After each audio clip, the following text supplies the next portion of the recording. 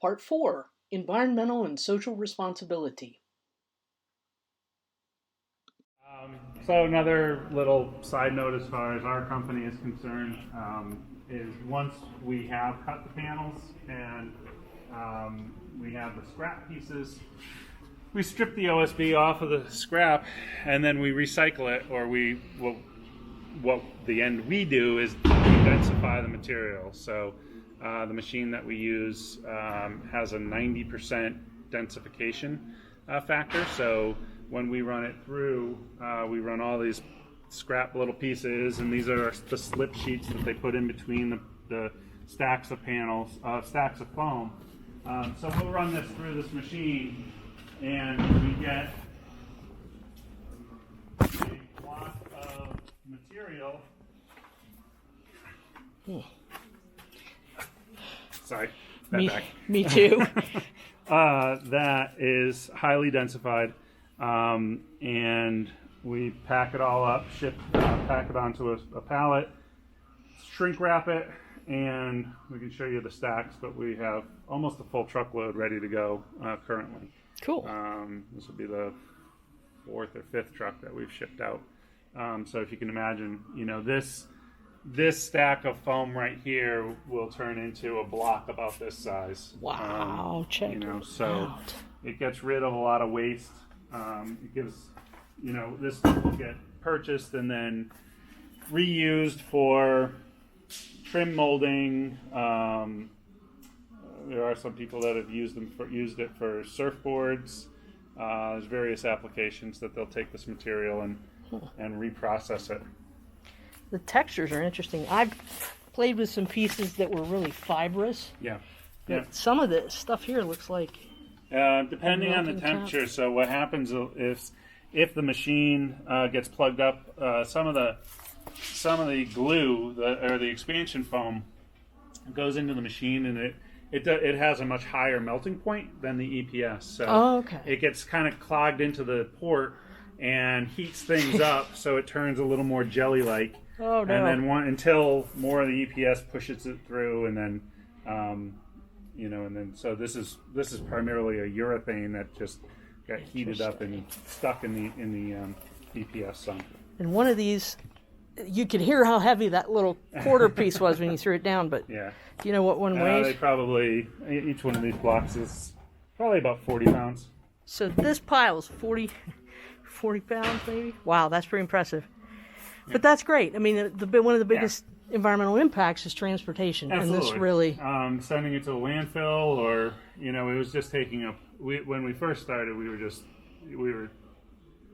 densifying it. We weren't sending it off, and we knew just how bad it was for the environment. Just throwing it into the landfill, it was just taking up so much space.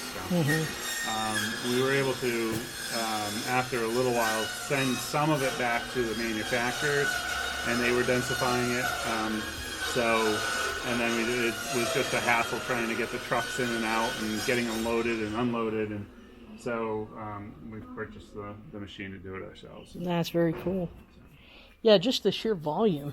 Yeah. What you can get on a truck. Oh my goodness. And ACME again has been really kind in donating some of the OSB leftovers to Virginia Tech for its projects. It comes with a little bit of foam, which gives it character. Absolutely. Scrapes right off with a floor scraper. Still usable. For pretty much anything you need to. So that's been great. We've done some neat little projects with that. So we appreciate it. Oh wow, look at that. Getting ready to ship. And each pallet runs about 20, between 2,000 and 2,500 pounds by the time we're done. And do you get paid for that, or are you? Minimal. It's, I don't even know how much it is.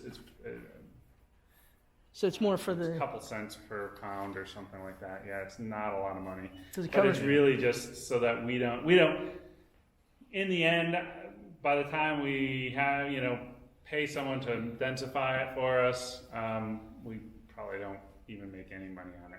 In fact, I know we don't make any money on it. Just at least cover transport. Oh, but geez. it minimizes, again, it's more the waste factor, the environmental impact, than it is making any money on it. Well, that's true, and that's math that Yeah, could be it done is. if you were well, interested. You know, the waste cost itself. In the end, so I should kind of clarify that. In the end, if we're not paying for the dumping fees and all that for the transportation to the dump, with the money that we're getting from the purchase of the material, it probably zeroes everything out just about even. That's not bad, though, So, actually. yeah. Not bad. Huh. As a sustainability person, I love it. Yeah, I mean, if we can break that, zero plane, then we're not adding, And socioeconomically, it's technically man-hours jobs, right? Yeah, it's a job, definitely. I mean, we usually have someone come in for about a week, and it takes almost a week to go through the stacks that we build up. We'll let them pile up a little bit, and then have someone come in for about a week and run it, and just do that, focus on just that. So do you think it's, from my memory, it's like 1 to 2 trucks a year? I think that's about right. It's about 2 trucks. Yeah, I mean, I'd say about 1 a year is what we're going. It's probably been, I'm trying to think, it was last June that we shipped it, and we're just about ready to throw it on another truck. So. And that in itself is good because that shows that your waste, I mean, this is a waste product. Yeah. So you're pretty efficient in your panel production. Yep. In addition to its green manufacturing processes, ACME has been a leader in corporate social responsibility both in the New River Valley and beyond. Located in the west end of Radford, ACME sits as a cornerstone to a new age of manufacturing in the previously industrial city of Radford. The plant is located in an old tire factory, which was converted to a more energy efficient place to manufacture these very energy efficient products. You can still see some of the history of the previous use of the building on the walls today. But make your way up to the roof of the building and you'll see something far more futuristic. ACME powers both its office and manufacturing operations with clean renewable energy from a 30 kW photovoltaic array. The 360 panels on its roof supply about 75% of the power that ACME needs for its office and manufacturing operations. When it produces more than it needs, the power flows back to the electrical grid to help out the city of Radford. Beyond bricks and sticks, ACME's corporate philosophy is to be a strong contributor to community as well.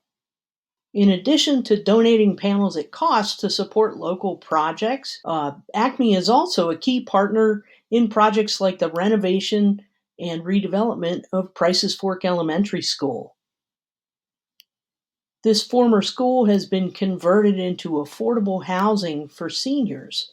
And here's a picture of one of the new apartments being constructed from an old classroom. The redesign of this building has totally changed the character of the old school and made it a centerpiece of this rapidly developing area of Blacksburg. The new development at Price's Fork also features a community kitchen and a farm-to-table restaurant and brewery. It will also have some new apartments that are presently being built behind the existing facility, and ACME panels are being used for those buildings. ACME is also a strong supporter of the arts, as well as local animal welfare organizations. This is Stash, the former factory cat. Stash was an ambassador for one of Virginia Tech's first projects with ACME Panel. In 2015, ACME Panel donated materials for a project our students built at the Radford Animal Shelter. The new building was to provide colony housing for cats. This project involved 2 different sustainability classes at Virginia Tech, as well as community participation in the project. Students both designed and constructed this building that was made primarily from ACME panels and recovered windows from the deconstruction of Oak Bridge Apartments in Blacksburg. Today, the Panther House houses on the order of 20 kittens at any given point in time, and provides a venue for potential owners to interact with cats in a more natural way that allows their personalities to emerge. This has led to happier, more enriched lives for shelter residents, as well as better matches with potential pet parents and more successful adoptions.